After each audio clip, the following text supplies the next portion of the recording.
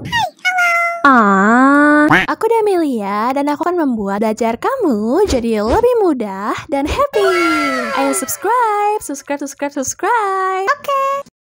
Terima kasih. Enjoy videonya. Nah, ini lanjutan video yang sebelumnya tentang pembukaan SDNNFV.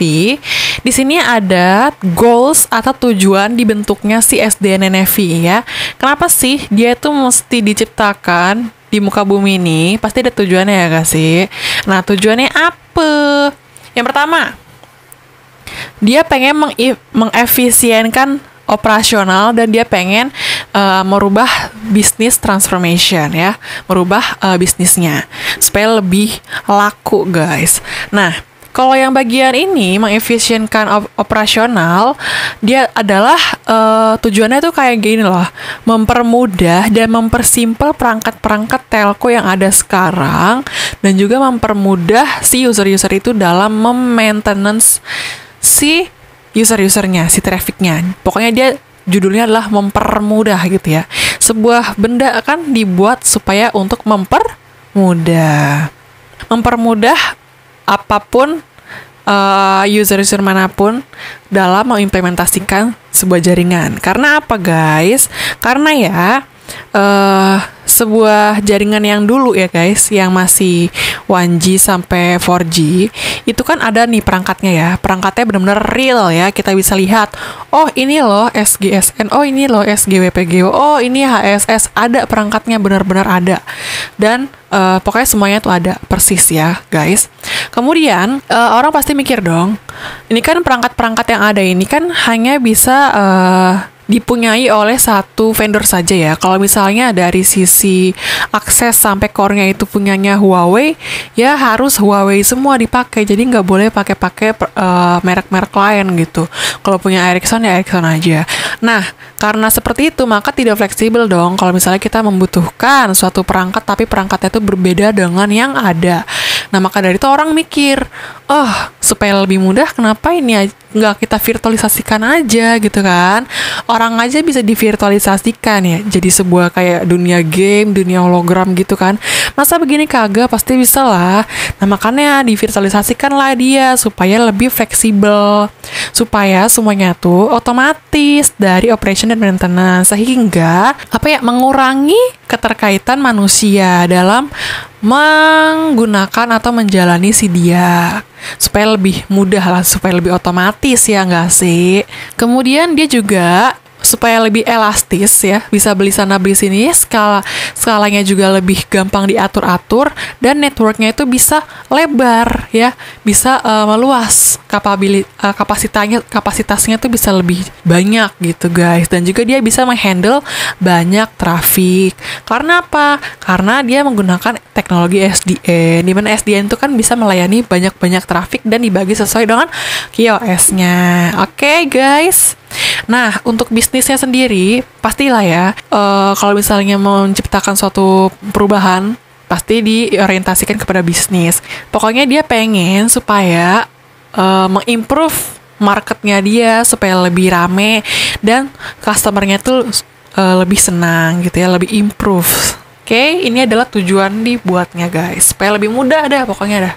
Kemudian si SDN sama NFV, di mana SDN itu yang akan menghandle traffic ya guys, menghandle datanya seperti yang tadi MMTC, terus URLC, MMDB gitu-gitu, handle traffic yang bermacam-macam.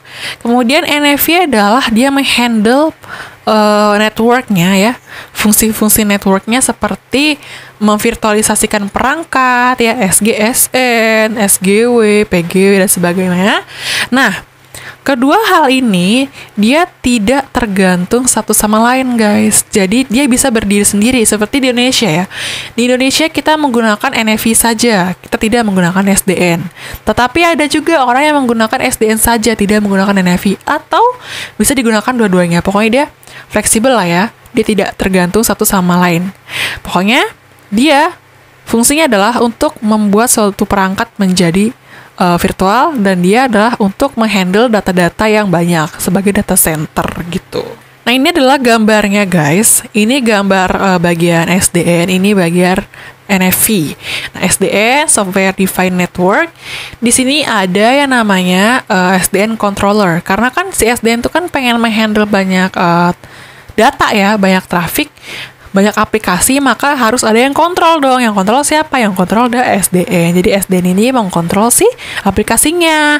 Nah, kalau si Network Function Virtualization atau NFV, di sini fungsinya adalah sebagai SaaS atau Service as a Software. Oke, jadi service apa saja seperti perangkat-perangkat akan kita buat sebuah software. Masih ingat ya, sebuah jaringan cloud itu kan ada IaaS, ada PaaS, ada SaaS ya. Nih saya tunjukin nih bentar. Nih ya teman-teman, ada macam-macam model service, ada IaaS, PaaS, SaaS. Di mana ini adalah infrastruktur, ini platform, dan ini adalah software. Nah, kalau misalnya si NFV itu masuk bagian sebelah sini, guys. Gitu. Jadi adalah sebuah perangkat yang kita akan jadikan sebuah software gitu. Oke, sekarang kita akan mendalami masing-masing si SDN dan NFV ya. Pertama-tama kita akan bicara dulu tentang si Mbak SDN ya. Sekolah Negeri Dasar. Bukan ya, ini adalah Software Defined Network. Nah, jadi apa sih konsepnya si SDN? Jadi SDN itu konsepnya adalah dia pengen membagi antara si user plane dan control plane, teman-teman.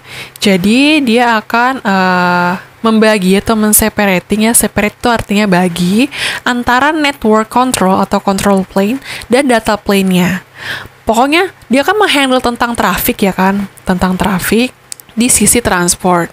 Oke, nah pasti traffic dan sisi transport itu kan ada dibedakan menjadi dua jenis ya. Kalau misalnya kita pengen menghandle-nya, dimana pastinya lah sisi data dan sisi control plane itu kan dibagi ya teman-teman. Dari zaman dulu juga dibagi.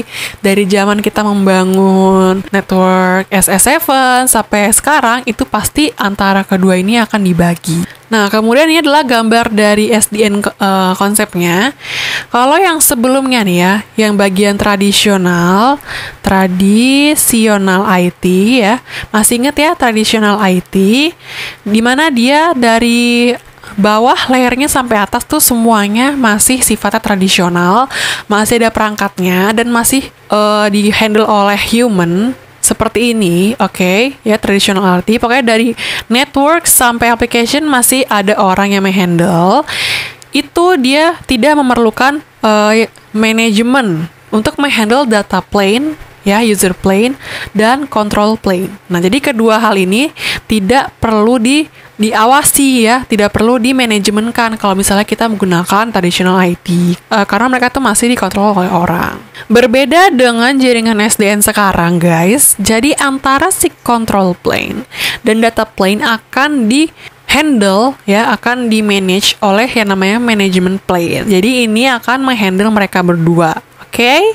Nah, kemudian yang melakukan handle ini siapa? Yang melakukan adalah si OpenAPI. Jadi OpenAPI akan menghasilkan sebuah management plane untuk mengkontrol si bagian CP dan DP ini atau user plane. Gitu, guys. Pokoknya tujuan si SDN adalah untuk mempermudahkan semua orang yang ingin membuat sebuah network, ya, membuat sebuah jaringan, supaya tidak hanya bergantung pada satu perangkat atau satu vendor aja, seperti yang tadi saya bilang, semuanya mesti Huawei, semuanya mesti Ericsson. Enggak, dia fleksibel. Oke, ini penjelasannya sama, dia adalah memisahkan antara control plane dan user plane dengan cara membuat interface ya, sebuah API. Oke, ini aspek penting dari SDN.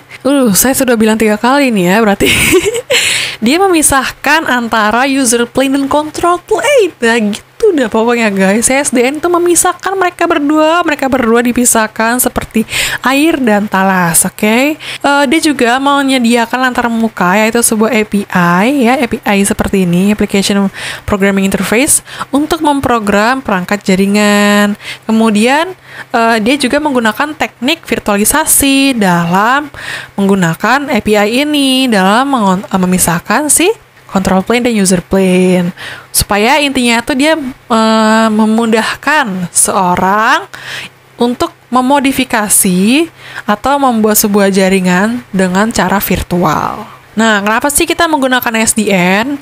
Jadi ada macam-macam alasan ya kenapa kita menggunakan SDN. Karena teknologi yang kita pakai yaitu adalah cloud dan virtualisasi. Maka kita menggunakan SDN.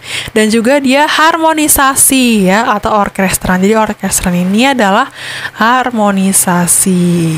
Harmonisasi apa sih? Harmonisasi itu adalah supaya dia bisa mengatur atau mengelola ribuan perangkat ya teman-teman. Jadi kan ada macam-macam service yang kita layani ya kan dari jaringan si virtual ini. Nah, si perangkat-perangkat itu akan kita kelola atau kita harmonisasi supaya dia lebih akur. Makanya kita menggunakan SDN. Kemudian dia juga lebih otomatis dan lebih mudah diprogram karena sifatnya itu virtual. Terus kemampuannya juga gampang dan kinerjanya juga menghasilkan yang maksimal ya, seperti bandwidth-nya, load balancing, traffic engineer dan sebagainya. Dia pokoknya maksimal. Di sini ada arsitektur SDN. Jadi SDN tuh sebenarnya teman-teman dibagi menjadi control plane dan user plane-nya kan kita sudah bilang ya bahwa mereka itu dipisah. Nah, jadi ini ada data plane ya sebelah sini. Di sini ada control plane dan dia akan menghasilkan service yaitu application plane. Nah, untuk penjelasannya teman-teman bisa baca di sini ya. Ada data, ada kontrol dan ada aplikasinya. Apa aja sih yang harus kita lakukan ketika kita ingin membuat SDN ya?